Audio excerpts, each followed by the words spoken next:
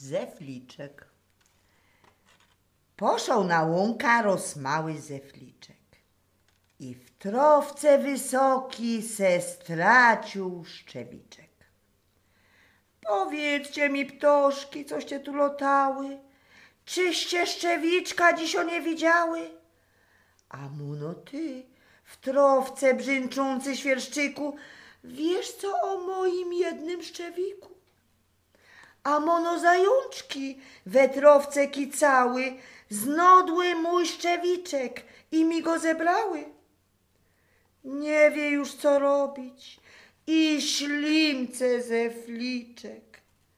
Kto mi teraz odda mój drugi szczewiczek? Powiedz mi, boczuniu, mój kochany ptoku, jak jo teraz pójda dudą po bosoku? Aż tu naroz przyszła siostryczka zefliczka. Poszukała w trowce i znodła szczewiczka. Utrzyła mu płaczki sznuptechlum zeliczka. Jak dobrze je mieć, starszą siostrzyczka.